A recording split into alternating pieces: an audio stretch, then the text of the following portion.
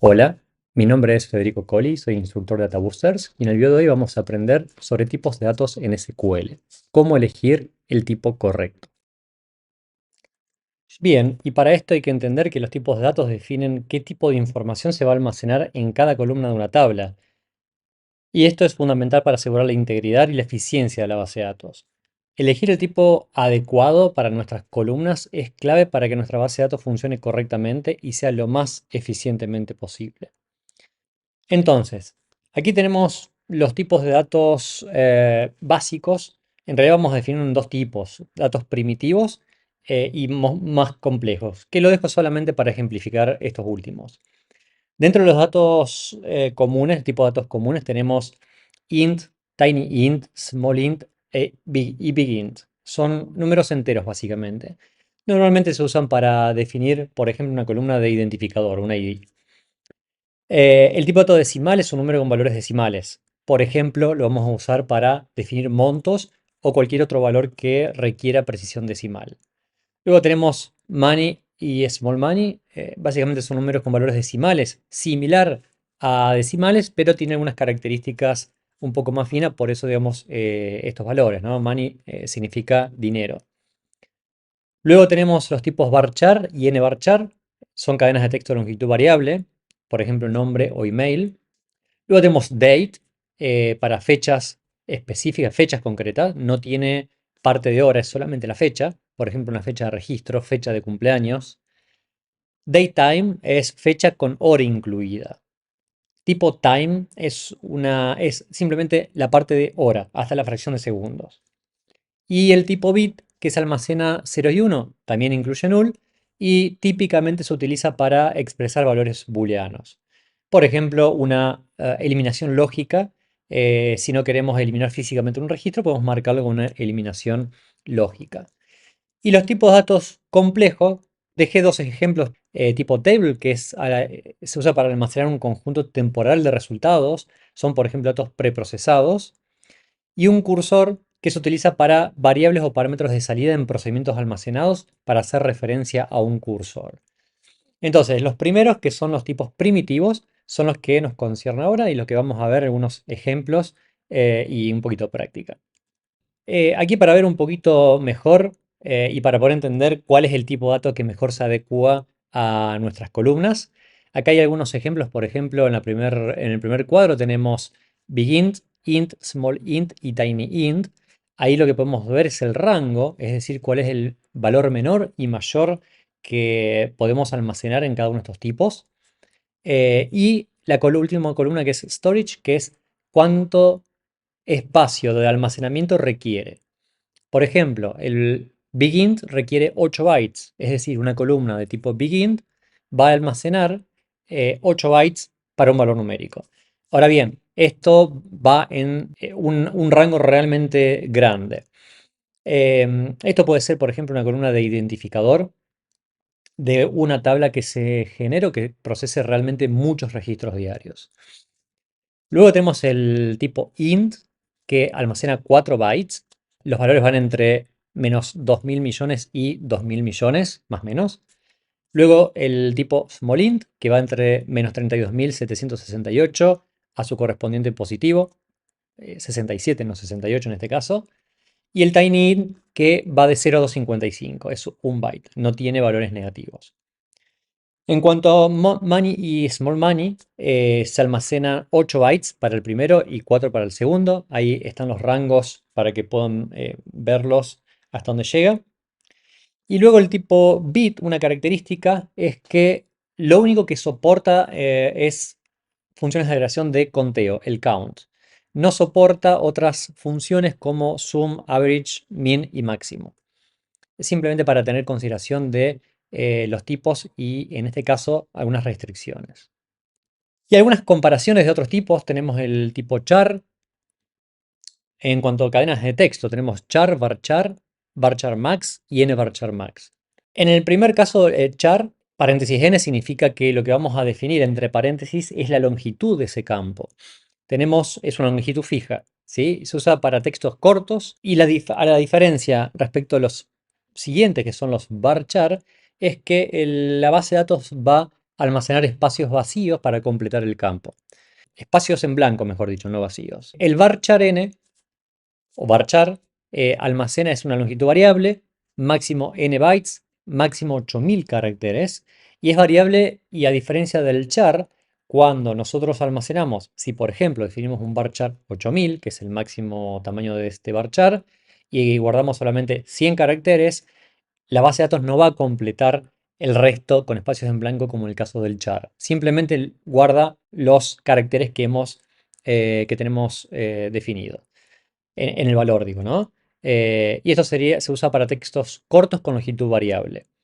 La diferencia con varchar max es que varchar se define hasta 8000 caracteres, pero varchar max es una pequeña variante, no tan pequeña porque se utiliza para textos largos de longitud también indefinida, que guarda hasta 2 a la 31 menos 1 caracteres. Son aproximadamente 2000 millones de caracteres. Y esto, bien, hasta 2 gigabytes en espacio de almacenamiento en total, si es que utilizamos el total. Normalmente se utiliza para comentarios o descripciones de productos. Obviamente, 8000 caracteres en el caso de varchar, a lo mejor es suficiente para descripciones de productos o comentarios. Sin embargo, si suponemos que vamos a necesitar más, podemos utilizar el varchar max. Y el nvarchar, en este caso el nvarchar max, se utiliza lo mismo que el varchar, pero la diferencia es que se guardan caracteres en formato Unicode y utiliza el doble de espacio de almacenamiento que el varchar. Aquí en la tabla no está, pero tenemos varchar, perdón, nvarchar y el nvarchar max, los dos. En el caso del último, o guarda la mitad de cantidad de caracteres. Esto por el espacio de almacenamiento que implica. Y en cuanto a manejo fecha y hora, tenemos el tipo date, que va a almacenar 3 bytes, ideal para fechas de registros, por ejemplo, fecha de nacimientos o fecha de contratación, algo que no requiere hora. Y el datetime, que tiene un consumo de 8 bytes e incluye milisegundos, se va a utilizar para almacenar registros de fechas con hora incluida. Por ejemplo, una fecha de un pedido, ¿sí? Fecha y hora, o fecha y hora de una venta, o un registro de auditoría que muchas veces se requiere precisión milimétrica para almacenar datos de registros y entender qué es lo que pasó con algo a su debido tiempo. Bien, y vamos a pasar entonces a un ejemplo. Para este ejemplo vamos a ver una tabla muy sencilla. Vamos a crear una tabla de nombre artículos. Artículos. Que vamos a almacenar un título, una descripción corta y una descripción larga. Yo tengo preparado un pequeño texto para ver una variante de un par de datos. Primero vamos a definir con una ID de tipo entera y primary key. Segundo, un título. En este caso vamos a definirlo de tipo char 10. Es bastante pequeño, pero vamos a ver qué sucede con esto. Vamos a definir una descripción corta que va a ser un varchar y vamos a asignarles 200. Y vamos a definir una descripción larga de tipo varchar máximo. Vamos a definir un campo eliminado de tipo bit y vamos a generar una fecha de registro de tipo date. Bien, vamos a crear la tabla. Vamos a verificar.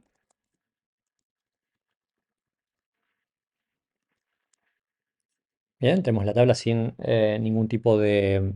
sin datos. Y vamos a generar un insert into artículos.